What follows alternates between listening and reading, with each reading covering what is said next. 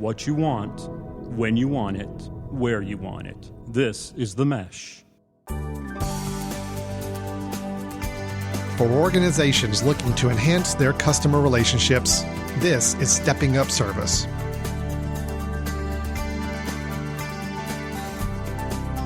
Hello, everyone, and welcome to Stepping Up Service. This is our customer service discussion podcast here on themesh.tv.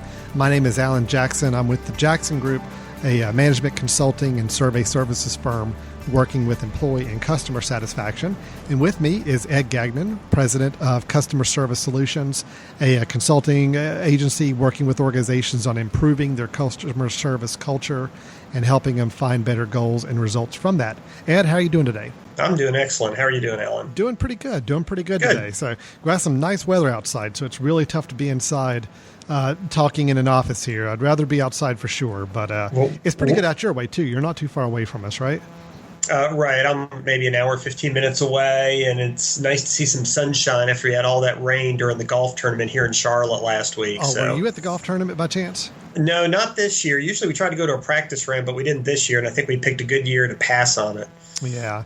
I had a couple of friends who were out there volunteering for the weekend, and they said it was a pretty tough experience. So yes. With all the rain out there. We had a soccer tournament in town the weekend before that, which also had tons of rain, and I'm still just now drying out from that experience a couple weeks ago. So it's been nice these last couple of days to see some good sunny weather and everything dried up outside a little bit. So very nice. Yes. Well, Ed, we're going to talk a little bit today. My understanding is about this idea of communications inside the workplace. Something I know I'm a big believer in, trying to always find ways to simplify and make communications more efficient. And that's really what we're going to talk about today, right? Is this whole simplifying communications within the workplace. And that's a topic we discussed and brought up, and you and I are both on board with. But tell me right off the bat, why on a customer service podcast are we needing to talk about making communications simpler in the workplace? Well, that's a great question. And it's because when you think about serving your external customers, oftentimes that requires us to communicate internally about customer needs or issues or resolution to different kind of complaints that are coming down the pike. Maybe organizations are wanting to have a customer service culture, but in order to do that, they have to be very effective at communicating goals, getting feedback from staff. So in order to be great at customer service, in order to have that great kind of culture, you need to be able to communicate very effectively internally. But organizations that are good at customer service are typically efficient. They try to do it right the first time. So we're going to try to figure out how can we create some simplified communications within an organization so that it's not just simple, it's effective, and it's efficient. Okay, well, that sounds good. Now, something I'm really keen on myself. I mean, I think so many times in organizations, we trip over ourselves when trying to help clients and customers because we're just not figuring out the best and most efficient way to communicate to one another. And right. I believe in the form of simple communications, not using more words than you absolutely have to sometimes to get points across. But hopefully we'll talk about some ideas and tips on that as well. So how do you want to roll with this discussion here, Ed? Well, let me kind of set it up by making sure we all have an understanding about what it takes to create simple communications and to have a simple plan. And just to kind of tell you a little bit of a story of a client that I used to work with. This is probably getting close to 20 years ago now, but I was an internal consultant for a hospital. Mm-hmm. And I reported to the chief operating officer, and I was having a meeting with this new COO who was taking the position. And I had noticed over the last couple of years at this particular hospital that it seemed like processes were in the evolution process, if that makes any sense. In other words, somebody had designed a process to work well at one point in time, and then different processes, policies, procedures, customer needs, employee needs were identified, and the process just kind of evolved and got added onto and added onto and added onto. And it was to the point where it seemed very convoluted and complex to communicate internally to resolve needs or get issues addressed. So One of the first things I said to this new COO is, Mark, what we need to do is to try to think of a maxim that we need to focus on when we talk about operationally. How do we engage each other? How do we work together? And that one key word that I recommended to him was simple. How can we make things more simple for employees to deliver great service?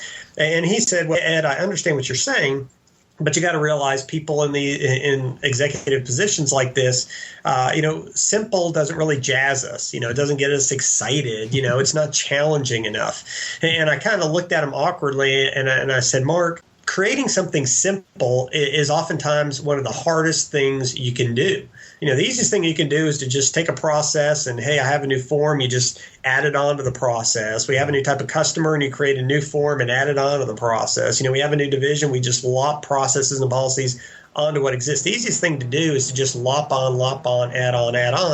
And one of the more difficult things to do is to try to create simplicity. So we're going to talk about how to create simplicity, but it's not necessarily going to be the easiest thing for an organization to do. So when we say simple, I guess that's kind of hammering home what you just said, is that, yes, we can make processes simple, but it may be hard to get them to that point, right? Is that what we're saying? Right. Yeah, you have to be intentional. You got to plan. You got to strategize. It's not a matter of just saying we're going to do two things and it's there. You got to think through it better than that. Okay, interesting. All right, well let's get started on that. So what do I do? Well, in keeping with our monthly theme of playing a game, a game you can win. Okay, we are going to play a word association game this time. Yeah, these are my favorite types of games. The games that I'm almost guaranteed I'll be able to win.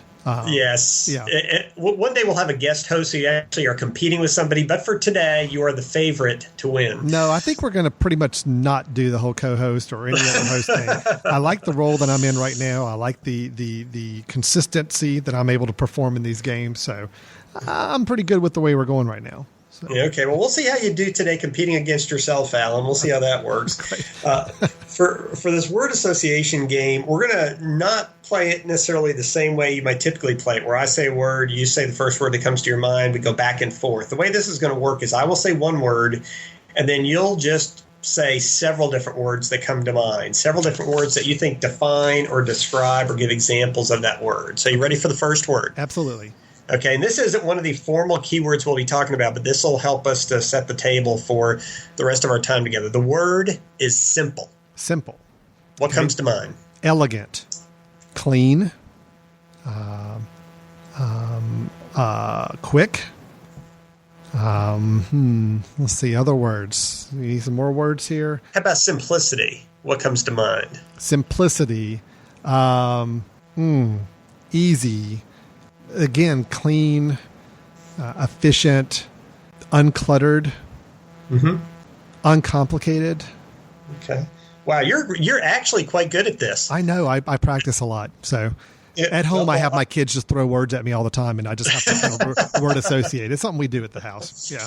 Excellent. Well, I like all the words. I do have a question about one of them. Yeah. What made you say elegant as your first choice? Ooh, elegant. I just like the word elegant. But to me, when you say something simple, to me, elegant means it just flows. It just seems like it just works, I guess. There's not a lot of hoops and hurdles and not a lot of clutter and mess. It's just a very clean, elegant process. That's what I think of. I wasn't sure if you're thinking of a woman in an evening gown, like in the Miss America pageant. I wasn't sure where you were going with that. So thanks. You could argue there's some elements of that are pretty darn simple as well. So who knows? Yes, but we won't talk about world peace right now. Okay, all right. Simple world views or anything that doesn't come to play here. So okay, exactly. So the reason why I brought up simple is if we want to simplify communications, let's talk about what simplify means or what simple means. So what we're going to try to do is exactly what you just said. We're going to talk about how do we create very clear communications? How do we make it easy for people to get to know the information they need to know? How do we make communications structured and the process structured so it can be quick to communicate with others, make it a very efficient process and something that just works, it flows. You can build it into the normal day-to-day of the organization. So exactly what you said is exactly what we're going to try to do by going through these 4 different steps that build on each other and lead you towards simplified communications. And I'd also say, too, Ed, to me, the idea of a simplified communications is also where it doesn't overburden people with extra processes and steps and things to have to go through. So to me, we all can be good communicators if we have a very clean, straightforward way in which to communicate. So that's a big thing for me as well. Hopefully, I'm sure we'll hit on that to some degree. Yeah, and that's a great point. And what we'll talk about, kind of piggybacking on that, is as we convey these ideas, I don't want anybody listening to this podcast to think, these are additional things I have to do. Mm-hmm. Granted, it is planning you have to do, maybe some structure setup, some templating you have to do. But what we're suggesting is maybe there's certain things you're already doing that fit right into this strategy, or maybe there's things you're already doing that don't work, and stop those things. So we won't talk a lot about that aspect of it, but I want to make sure people don't think of all these different tips we're about to give as being just in addition to what's already being done. I see. Okay, great. Good. All right. So the first official keyword, again, word association. So that last one was just a practice round. You did exceptionally well. So no points on that first one? And no, that was practice. I'm sorry, but you do get you might get some bonus points at the end for elegant. Ooh, I hope so. Okay, good. Yes. All right, great. First keyword, stakeholder. What comes to mind? Stakeholder, owner, responsible, priority. Can I use multiple words? Phrases? Yes, you may. Okay. Deep connection, commitment. What else do we have here? Stakeholder. Actually, why don't I have you pause right there, because you did a great job. You came up with 6 words and 5 different thoughts, so you get 5.5 points for round 1, Alan. Okay, I'm marking this down. Chris, our editor, are you keeping score for us? Yeah, good. Okay, he's keeping score. We're good. All right, great. I won't tell you what the goal is. We'll wait till we get there. But good job. We'll set the goal after I found out how I do. Okay, let's get through the 4 words, and then we can go back and set a goal. So, all right. So the idea up front is the first thing you want to do when you're identifying how to create simplified communications within the workplace, with your coworkers, with the people who report to you or you report to as well, is to identify, well, who are the stakeholders of the information? Who are the people who have to take ownership over whatever information is being shared, discussed? Who's going to be responsible for acting on that information? How do we prioritize who we talk to about different information? How do we make that kind of a deep connection with the information we're sharing? So it's not just something that goes in one ear and out the other. It's that most vital and valuable information. So the first thing you need to do is identify who are the stakeholders within your organization that need to hear things or share information. And then secondly, what do they need to hear? For example, the marketing and business development folks, what specifically do they need to know about? And how is that different from the folks who do the research? And how is that different from the folks in the call center? And how is that different from those consultants who are going out to the hospitals and your other clients? So the 2 things you would do, and kind of envision this as a Microsoft Word document, some kind of word processing document, envision 2 columns. The left column is the information need. Now, what kind of information does the organization need to dialogue about or share? And the right-hand column is, quote, the stakeholder or the customer of that information. So essentially what you do is you just document what are those 8 or 10 or at the most 15 key points that you're going to need to share on some kind of an ongoing basis, and then who is going to be the audience, the stakeholder in that information. I see. So looking at this communication process, identifying who it is that needs to be involved, who are your stakeholders. You may have some information that needs to go company-wide, but then a lot of times information needs to be focused in a certain area. So if I've got a team, a business development team of 5 people, and we have a new product that we're releasing and we've got some key messages about that product, it's understanding that all 5 of these business development salespeople need to be in that communication loop. They are stakeholders on that information that we're looking to share. Right, and that's exactly right. That's a great example. Products, information relating to them is a great example. Policy changes, whether it's organizational policy or maybe an HR policy, strategy, maybe information that affects folks that are customer facing. Maybe it's internal information, administrative information versus more external information. I mean, you can look at it from a couple different categories, so you can segment who you need to communicate with about what. But the first step, if you want to build an internal communication strategy, is to start with, well, who's the customer? And the customer is that internal stakeholder. What information do they definitely need to know about? And literally document that. That's your starting point. And if you can start with that as a starting point, then we can start working into the next couple steps. So it's really kind of mapping out those critical pieces of information that need to be shared or processed for communication, and who those different groups are that need those processes shared with them in a timely and efficient manner. Sure. And typically, if an organization goes through this process, they immediately start getting some aha moments, because then they'll start to realize, I have certain information that I'm sharing with everybody in the organization, and it doesn't need to go to everybody in the organization. Or there's certain information about internal policies, and I'm sharing it with certain folks, but it's not getting down to the frontline staff, and it's obvious why it's not, because we haven't taken a step back and intentionally documented those matches of customers, in this case your employees, to their information needs. You actually brought up a good element there, which I have to remind myself sometimes. We go through a culture many times thinking that we have to be as open communication as possible with everybody. Anything happening in the office, we need to share with everybody, and everybody needs to be in the same loop. But there's the downside of that, and I think you alluded to it, that sometimes there's some people that don't need certain pieces of information. You give them almost too much communication, too much information. It can probably be a little overbearing and probably help muddy the water a little bit of what they really need to focus in on. Right. We definitely believe more in over-communicating than under-communicating, but your point's well taken. I mean, I go into numerous clients where when we start talking about email communications and business writing tips, one of the points that invariably comes up is people need to stop CCing half the company on emails.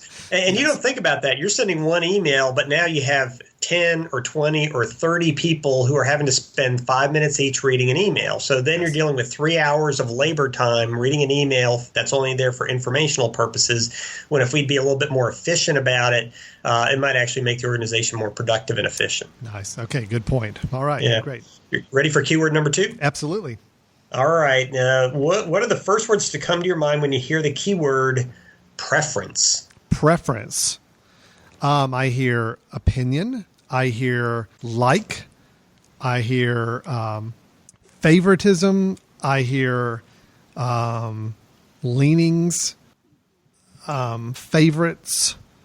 I'm trying to beat my score from the last word is what I'm doing. Well, actually, I'm going to pause you there, Alan. Yeah. And you got, hate to say this, but you got a penalty. Why? What did I do? Because you used favoritism and favorites. Oh, I used variations on the same word. That's not allowed. So normally I'd give you 5 points, but I have to deduct 1 for favorite. So you actually only end up with 4 for that round. Yes. So I've dropped from a 5.5 last one to 4 on this one. Really?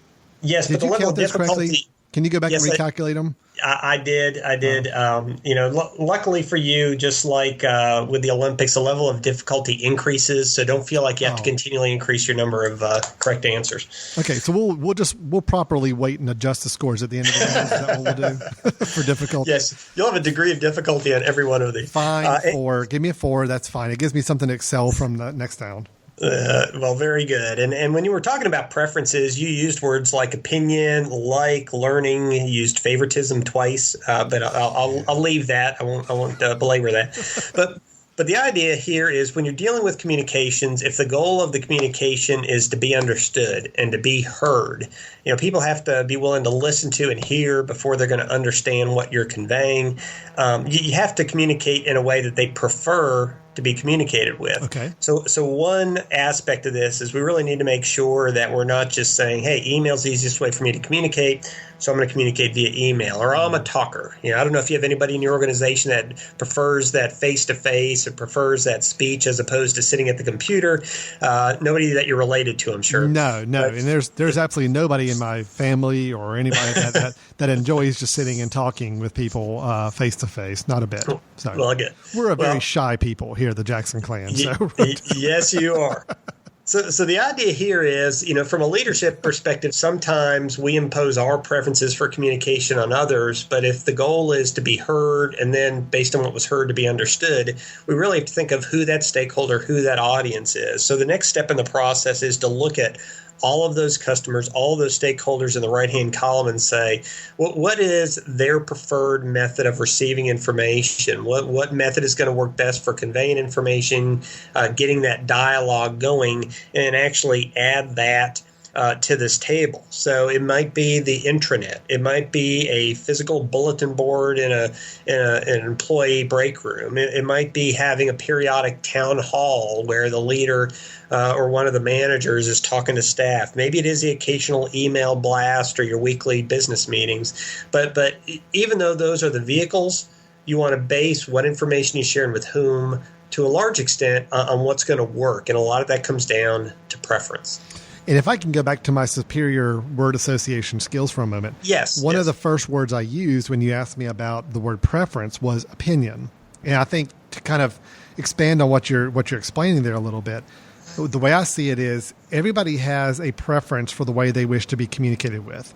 Yes. Just because we as an organization believe that, for example, email is the best way to communicate, just because that's something we believe is the best way doesn't mean client A has the same opinion. Right. Their preference is going to be something else. So we can't just look at it as, well, this is obviously the most efficient way to communicate, and this is the least expensive and the least taxing for everybody. It just may not be the favorite preference of our clients, and we've got to tailor to the preferences as opposed to just doing whatever is the absolute most efficient and what we believe to be the best communication method all the way around. Right. We have one client that we're working with now that has run into a lot of problems politically and in the community and from a customer service standpoint. And a lot of how they have set up their communications and education of the public is through the web. Well, the problem is there's a lot of people who like to come down and talk face to face about this particular need or issue. And there's a lot of folks who are in the 60s and 70s and 80s who just don't even have an email address. They don't have web access. And so whereas it's more efficient from the organization's perspective a lot of times to put information out on the web, again, if the goal is to be heard and to be understood, we got to make sure that we can communicate effectively in the manner in which our customers prefer it. Now, the topic of this discussion is more internal, but the same idea applies. Well, we have the gentleman at the control booth here today, Chris, that we alluded to earlier. Chris and I have a film society and are co-host on the Foot Candle Films podcast here on the Mesh Network. And actually was kind of presented with an interesting situation last night at one of our film screenings. We communicate everything with our members through email. That is our default position. Everybody gives us their email address. We send out screening announcements. We send out questions and all of that through there. And we also send out about renewals by email when somebody's membership is up for renewal. Well, we had somebody come up to us last night and say, I believe it's time for my renewal, but I haven't heard anything from you guys about it. And we say, oh, well, we always notify you by email whenever it's time for your renewal. She's like, well, I don't have a computer. I'm like, okay. There we have a situation where we had a preference of the way to communicate, but we have at least that one member, if not several others, that are never getting any communication from us because we picked that one vehicle that's best for us. It may be best for a majority of our people, but it's still not universally best for everybody. So right. Yeah. We even done surveys for pro basketball teams, for example. And one of the questions of season ticket holders we ask is, how do you prefer to be communicated with? Done the same thing for local government and code enforcement agencies, because you might do the best job in the world of sending out emails, but if people don't read their emails, then you're going to have issues. People, younger folks especially, oftentimes prefer texting. As opposed, you send them a text with information as opposed to email. That's fine, whatever. Yeah. We're old now. We don't understand the whole texting thing is beyond us. So exactly. So that's key point number 2. After you've identified the information you want to share, those information needs you have, after you've matched that against the different customer groups, then the next step is to say, how can I come up with a fairly short list, but a list of the preferred communication methods for those different folks that I'm interacting with internally, and if possible, try to have one central place, kind of the go-to place. If anybody has any questions about general information, in your case about the Jackson Group, granted we're communicating in multiple different methods, but maybe the internet, maybe there's this one go-to place that's kind of the backstop for everything. When in doubt, if you don't think you've heard something, there's always that one go-to place for you. So it sounds like there's a little bit of a difference in your mind between a push and a pull type of communication thing, where pushing information out, we need to make sure we're hitting all the proper communication avenues that are going to reach everybody in our workplace, all the teams that need to hear it. But there's also this idea that if they wanted to go find that one repository of information, it's a little bit more on them to go to that source, but having that one universal source is a good move. But you got to have both. You're pushing stuff out to people, and you have a place where people can go and pull information from when they need to. Exactly. Okay. Yeah. Great. Good. So we have 4 key points that we're going through. The first 2 are very much setting it up, getting organized to have that simplified communications plan, and we're about to go through 2 more. Great. Well, let's come back to those last 2 in just a moment. We're going to take a really quick break, and when we come back, we'll finish up on the other 2 keywords. I will receive my medal or trophy or whatever it is I receive at the end of each of my games, which, Ed, I counted up. There's like 5 or 6 I'm still due. Whenever you want to get those in the mail to me from past episodes, I'll appreciate that. I've got a mantle all ready to go to put them on. Oh, yeah, absolutely. Well, send me a text with your address. I'll have my 11-year-old son send you a text with my address. How's that? Excellent. Good. We'll come back with Stepping Up Service here in just a moment. Stay tuned. We'll get back to your show in a moment. Just a reminder, you're listening to The Mesh, an online media network of shows and programs ranging from business to arts, sports to entertainment, music to community. All programs are available on the website as well as through iTunes and YouTube. Find out more at themesh.tv and give us feedback on what you like. And now, as promised, back to your show. Hello and welcome back to Stepping Up Service. I'm Alan Jackson with the Jackson Group. With me is Ed Gagnon from Customer Service Solutions. Ed, before we continue, remind us, how can people learn a little bit more about Customer Service Solutions and find you guys on the web? Probably the easiest way is to go to our website. It's at cssamerica.com. That's cssamerica.com. I think one time I said Charlie Sam America, and you said, why not Customer Service Solutions America? And I thought, well, actually, that makes more sense. Yeah, so, actually, wow, CSS, that does stand for that. That's nice. Yeah, so cssamerica.com. And you've got a presence on Twitter and LinkedIn and all these other places too. So anybody could connect with you up on those sources also, right? Sure, yeah. We've written 700 newsletters over the years. We've been published 50 different times in articles.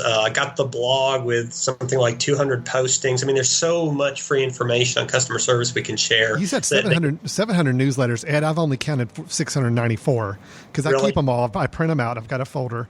And I keep that on my desk just as a good reference point. And I may be missing a couple. I need to go back through and see if there's certain ones I've missed. So. Well, you let me know which ones, Alan, and I will get those to you. Please don't let me force me to run through my list. I'll text you. I'll text you the ones I'm missing. So. Excellent. Good. I'll respond back in a couple of years. Perfect. Well, and I'm with the Jackson Group doing employee and customer satisfaction surveys and engagement surveys. And you can learn more about us at thejacksongroup.com. THE Jackson Group, all spelled out, .com. So, Ed, we were right in the middle of our 4 keywords. First, we had stakeholder, and then we had, oh my gosh, I just forgot the second one. Preference. I was going to say opinion, but you're right, it's preference. So, stakeholder and preference. And that was, as you said, that's all setting the scenes, doing the research, kind of getting all this information together about how we need to be communicating going forward. So, let's move on to our last 2 keywords here, if we could. Yeah, the next one will get at some of these other points that you brought up at the start. I won't give it away. I'll just give you the keyword and let me know what comes to mind, Alan. The keyword is template. Template. Model. Standard. And I'm not going to say standardization because I know you're going to penalize me for using the same variation. So model, standard, mold. Bear with me on that one. Let's see. What else? What else for template? Chris, help me out here. Chris. 5 seconds. Oh, Chris, help me out. What's another word for template? Outline. Ooh, outline. Okay, and we'll pause there. All right, fine. All right. I'm going to go ahead and say that was probably my weakest one. Yes. I think I can self-assess myself. I'm going to give you 3.5 points and give Chris a 0.5 point. Chris can have a point. Chris is on the board. He's excited. But the words you came up with, model, standard, mold, outline, I mean, those are excellent words. The point we're talking about here is that when you're creating communications, we talk about creating simple communications, and you used words like quick. You used words like easy, efficient, uncluttered, clean. So those are good words to use when you're thinking about how you structure the communication. Think about going into a meeting. It could be a blank sheet of paper, and you could talk about whatever you want to talk about. And the next meeting you go in totally unstructured, and people don't know what to expect. And typically those kind of meetings last forever. Yes. People wonder what the point was of the meeting. But if you go in there with the standard agenda, and everybody knows the flow, and they know how much time is allocated, and it's bullet pointed, then it's more efficient, it's more effective, and you're setting expectations, meeting those every single time. It's easier for people to understand how to navigate that meeting. Well, it's the same thing with communications. This third keyword template gets at if you have those internal communications, like let's say you have an internal blog, this is the Allen blog for the Jackson Group, and you send out blog postings, or maybe it's that email blast or that meeting agenda or that town hall meeting as well. The idea here is what you want to do is create a template or a standard structure. What are the key points that we'll typically cover? What are the next steps and responsibilities that are coming out of it? Are we going to address time frames? How do we make sure there's dialogue on this topic? You identify some of those key things you're going to talk about so that whenever anybody gets communication, they're not having to learn how to read the communication. They're not having to learn how this process is going to go. The main focus of absorbing and engaging in that content is the content. It's not trying to learn how should I read, how should I interpret, how should I understand this. You get the eyes and the ears trained because you've templated the structure for these different communications. Okay. Now, I would expand on this a little bit, Ed, but this is actually going to dip into my customer service story that I've got at the end of the show. Oh, great. So kind of let's keep this in mind, what you're talking about with the templating of information that you're sharing, because I've got a great example of that I wanted to share at the end of the session here. Okay, so this third key point really focuses on let's be real intentional, just like we were with determining who gets what message in what way. Here we're talking about, let's keep it very standardized, to use one of your words or a portion of one of your words, standardized outline, a model structure to how we're going to communicate. So literally it's plug and chug. We're going to plug in the content that's going to be unique, but people understand how the information is going to be coming to them. So they don't have to worry about that. They just worry about the content. And naturally, I think when we talk about this, and I hear you describe this idea, I'm always thinking about verbal or printed word communication. But honestly, that idea of this template and this keeping things consistent, you start thinking about things like financial reports and metrics and numbers and graphs too. If all of a sudden you're changing the graph, and this is something we as a survey firm we've faced in the past, we're changing the way the chart or the graph is being presented from quarter to quarter or month to month. All of a sudden, you lose people. People don't understand. I was used to seeing this x-axis and this y-axis, and now all of a sudden I've got them flipped, or I've got it as a line chart instead of a bar chart. Things like that, that's going to throw people off their game.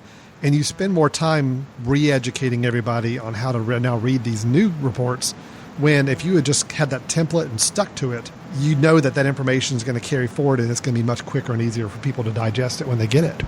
Right. Yeah, as a matter of fact, I know we work with one of your clients on patient satisfaction, action planning, and improvement every quarter. Well, when we present executive briefings of the patient satisfaction reports, the structure is the exact same every quarter. Yeah. When we ask them to fill out action plans, the structure is the exact same every quarter. But in both cases, the content's different. Oh, sure. So we don't have to worry about educating them on how to complete things. We just share the data, give them guidance on how to improve, and they can just work within a system and documentation and templates that they're familiar with. That's a little bit of the idea of like corporate metrics and dashboards and all that, is right. Trying to find information and presenting it in one format. And that's a format everybody gets used to, and they like it, and it's simple. You populate the content, and you don't have to worry about how it's being formatted and presented. So, yes. Great. Okay, you ready for the last keyword? Absolutely. I'm on a downward spiral here. Have you seen my scores? 5.5. Yes, 4. I 3.5. Damn. I'm hitting rock bottom here. I've got to redeem myself with this last one. Well, the good news is Chris is on the upswing. Yeah, right. Chris went from a 0.00 to a 0.5 point. So. Yes. You got to look on the bright side. Chris is beaming over here. He's very happy. Yeah. Okay. Well, I said the level of difficulty is going to increase. Let's see if this is the most difficult or if you're going to end with a bang. Let's see what happens. Got it. I'm ready to focus. The last keyword is feedback. Feedback. Okay. Dialogue, discussion, honesty, criticism, constructive, measurement, responsiveness, conversation. Okay, why don't we stop there? Because I'm about out of paper writing all these down. So That's what I want to hear. See, yeah.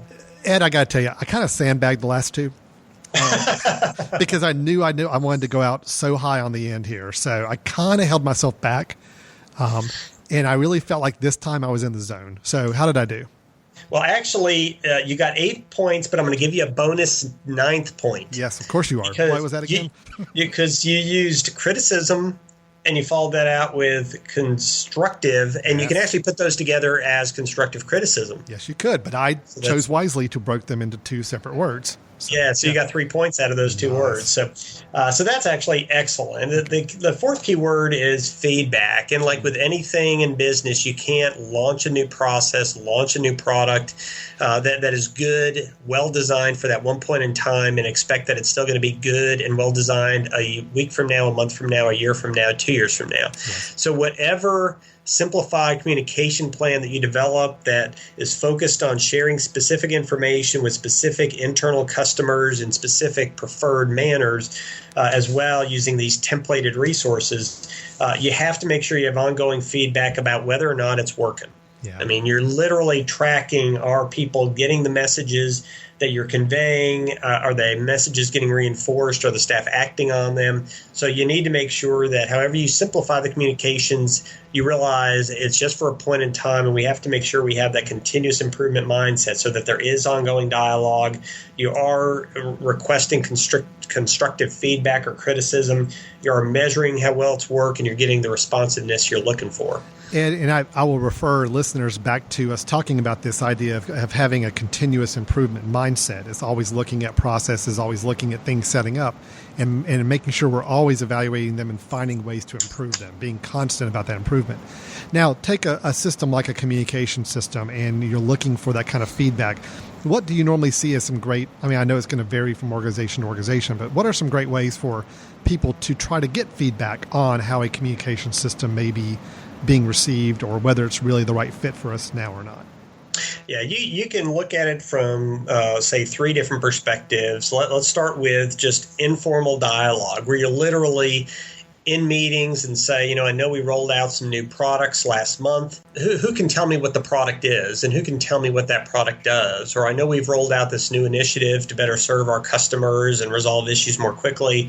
So you're getting that kind of informal feedback where you have sent messages, you think they've been delivered, but have the frontline staff in particular, who usually are the ones who don't get the message as effectively if it trickles down. Are they receiving it? Are they understanding it? Are they buying into it? So the first is think about it informally. Okay. Second, you would think about this in terms of active versus passive. Active means you literally potentially surveying your employees on their knowledge of policies or procedures or changes. I mean, you can do periodic internal surveys, not just about satisfaction and morale and climate, but about knowledge. So literally do some periodic internal surveys, making sure that the information is being conveyed and is helpful. Are the town halls helpful? Are the email blasts helpful? What can we do better in communicating on the intranet in order for these messages to come through?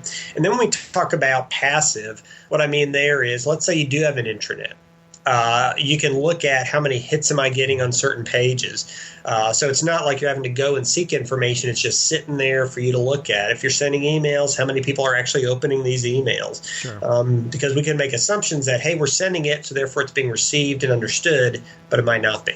Absolutely. So getting a lot of that feedback information on how things are going with that communication you've laid out, and being willing to make adjustments and change over time. Right. I mean, it wasn't that many years ago that everybody thought the fax machine was the miracle of communication, and we were doing things in triplicate forms and carbon copies of papers, and communication changes.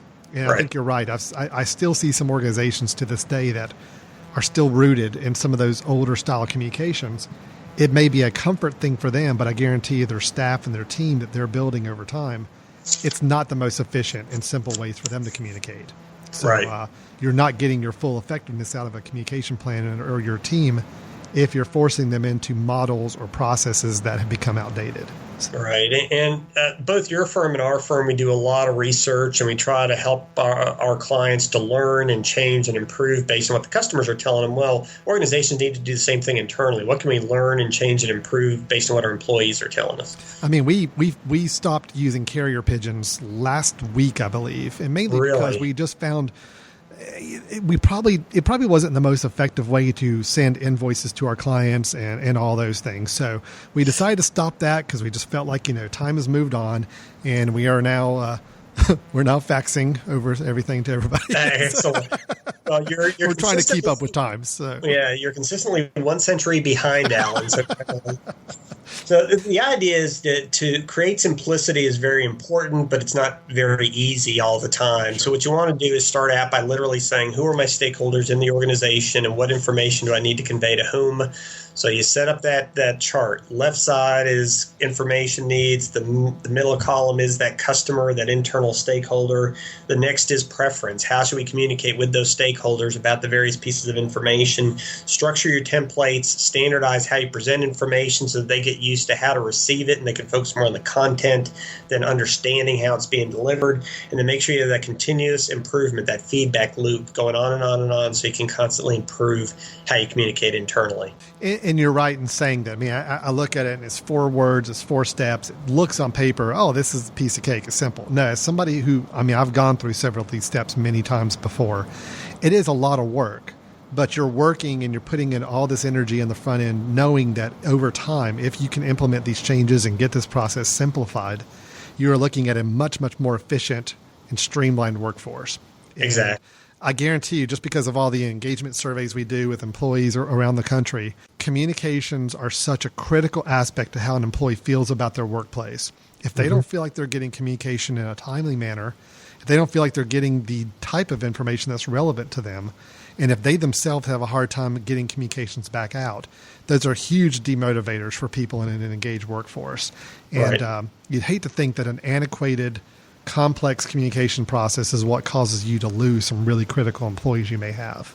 So, and technology is obviously trying to help with communications, but it can also become a little bit of a hindrance if we throw too many communication vehicles out there. I mean, you look at things like social media and all these different channels and intranets and software platforms to communicate. The one thing I do caution people against is not feeling like you've got to throw everything against the wall.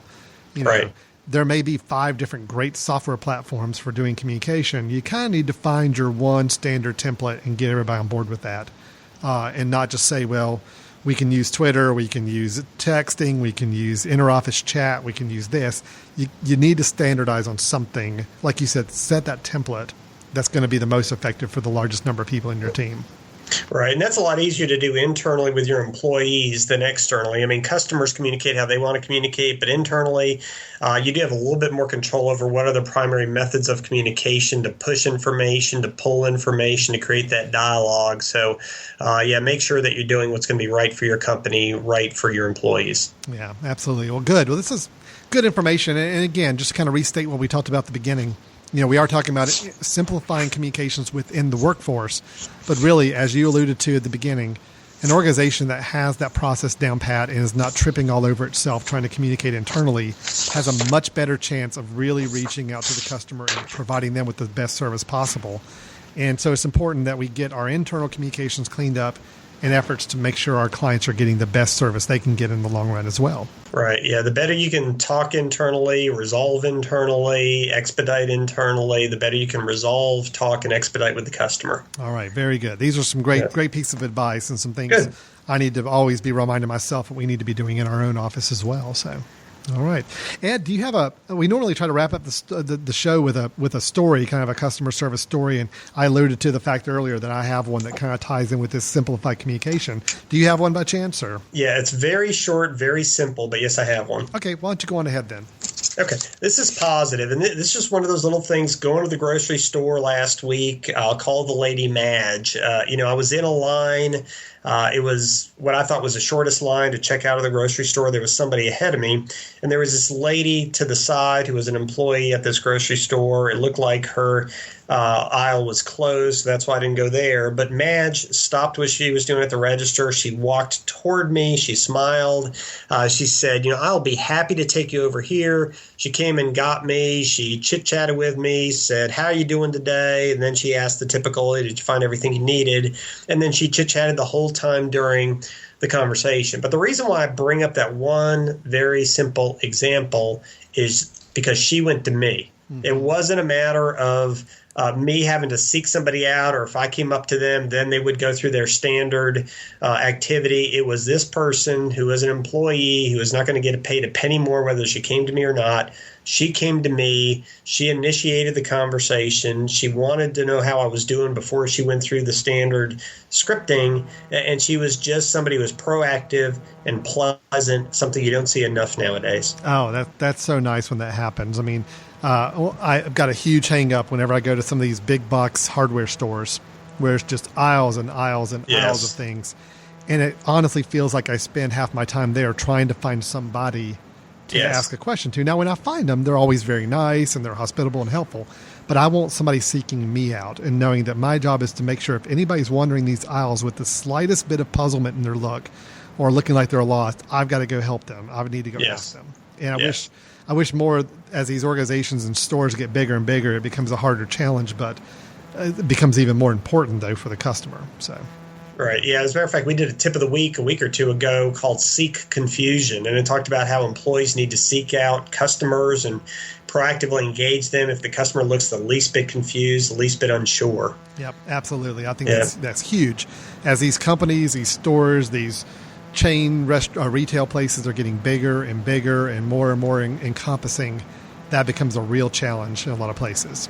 It's not like the little mom and pop bookstore where somebody walks in the door and the whole space is 15 or 20 feet by 20 feet space. That one person at the counter can easily say, oh, this person looks like they need some help. I'm going to ask them if I can help them find something. When you're in these huge behemoth stores, you could go for aisles and not see somebody that works at these places. So exactly. It definitely becomes a big challenge for sure. Exactly. Well, my story is, and I'm going to have to be very, very nondescript with how I explain this, because these are people that I do have some working cooperation relationships here in the area with. But we have an individual that runs a certain group or organization, and it just was funny how you brought it up in the whole simplifying communications. This individual still has a communication style that's very antiquated and very, very, very old traditional, I guess, in that mode. We have a lot of meetings. There's a lot of brainstorming meetings that happen. There's a lot of times where we have a room full of people that will just talk about ideas, things that we feel like this certain group or organization should be doing. This individual will take a narrative of what happened and make pages and pages and pages of notes that have no organization to them. There's no grouping. There's no highlighting the key points. It's truly a long narrative that you will spend time sitting there reading, trying to find those 3 or 4 key bullet points out of the whole thing. Yeah. And so anytime I get one of these documents from this individual, I know, Alan, don't open it up yet. You need to get home, fix yourself a nice drink, sit outside on the back patio, because you're going to need some time on this one, and to really dig through and find out what it is you really need to take away from this document, this essay. It's just the idea of writing essays off of a meeting. I still don't understand, but this person has become so rooted in their style, that's just the way they communicate. Yes. So honestly, I will read a 6-page essay at some point, and out of it, I can basically pull out 3 sentences. Those are the things I need to pay attention to and do something about. Yeah. They have a very nice writing style, so it's not that it's not enjoyable to read these essays. It's just when we're talking about efficiency and time, right. Boil it down to what somebody really needs to pay attention to, call their attention to it, and keep it in a consistent format each time you meet. Mm-hmm. Yeah, it's interesting because we teach modules on email etiquette. We always talk about the 1-minute test. Before you press send on an email, say, could somebody read this, absorb it, and know what needs to happen next in 1 minute? If not, then it's too long. It needs to be an attachment, or maybe it's a narrative, a series of paragraphs, and you just need to have some quick bullet points and structure it differently. But that kind of, I don't know if I guess those are emails you're talking about, but that's a perfect example that you got to understand how people view emails. They don't view it as an epistle that they're going to read over and over again. They view it as something quick hit. Tell me what to know. Tell me what needs to happen next, when it needs to happen, what I need to do, and then I'm done with it. Yeah, and it's believe me, I understand that we as a society, we still like to be verbal and talk. And Sure. I do feel like sometimes, even with the texting examples we were talking about earlier, we've gotten away from being more verbose with our words and trying to get it down to acronyms and quick abbreviations and quick words. I'm not at all advocating that we need to be as terse and quick and just everything bullet pointed as possible. Yes. But it is more of, like you're saying, it's more of just being respectful of everybody else's time to understand. Sure. You don't have 20 minutes to sit down and read this email and try to pull out the important parts on it. There are ways to make it easier all the way around. And I think we can all go forward with our next charge and steps and actions much clearer than what probably comes out of these long, misguided communication efforts. Is a lot more confusion and redundancy and everything else. So. Yeah, and that individual probably saved themselves a ton of time if they altered just how they document and how they structure things. That's right. Well, Yeah. we've tried talking to this individual several times, and it doesn't resonate. So just be mindful of the fact that you may have people in your workforce that they won't. Everybody else wants them desperately to change their communication style, but it may be a tougher pill for some to swallow than others. So, yeah. Yep, good point. Good. Okay, so stakeholder, preference, template, feedback. I got the 4. Looks like I ended up with about 21, 22 points or so. That's a record, actually, right? That's a record. Yeah, actually, the record was 21 and a half. I figured so. Yeah, so I just knocked out the record. You just barely did, and it was with that double point word, I know. kind of constructive criticism there together. So excellent job. People will be talking about that round for months to come, I believe. So I think there's a documentary and a history lesson coming on that one. So that was impressive, if I do say so myself. All Yes, right. you just did. So, Well, Ed, as always, we really enjoyed the conversation. This is Sure. all about simplifying communications in the workforce and how that can then roll out to helping improve customer service for your clients, customers, partners, and everybody else. Ed is with Customer Service Solutions, where you can learn more about him at cssamerica.com. There's blog posts. You can follow him on Twitter and LinkedIn and other places. Newsletter you can sign up for. A lot of great customer service information and learning a little bit more about the services that his company is providing and the kind of clients they're working with right now. I'm Alan Jackson with the Jackson Group, conducting employee and customer engagement surveys for a variety of organizations, working with leadership development skills, working with exit interviews, market perception studies, anywhere where we're trying to get feedback, data and qualitative and quantitative feedback from a variety of people's clientele. You can learn more about us at thejacksongroup.com. That's THEJacksonGroup.com, all spelled out for you. So, Ed, until next time, we'll get back together for Stepping Up Service. I do encourage anybody that has some feedback for us to please feel free to send it to our website at themesh.tv. That's our network that we are a part of. You can send us an email at info@themesh.tv. That's info@themesh.tv. Themesh.tv is our website where you can go and not only check out past episodes of this show, Stepping Up Service, but all of our other shows as well. It's themesh.tv. Look for Stepping Up Service, and you'll see all the past episodes available for you to listen to, download, and play there. We're on Apple iTunes. We're on Stitcher Radio. We're on Windows Mobile.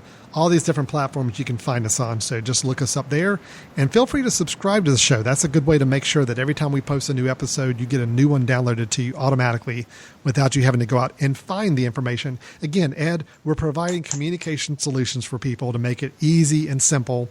You want to subscribe to our show, you click a button in iTunes. We will push that show out to you every month without you having to do a thing. Isn't that great? Isn't that what we're trying to teach here, Ed? That's it. Yeah. You got to walk the talk, like they say. Absolutely. Yeah. All right, well, great. Ed, we'll talk to you next time we get together. Everybody else, thanks a lot for listening today. We'll talk to you at the next episode. Take care.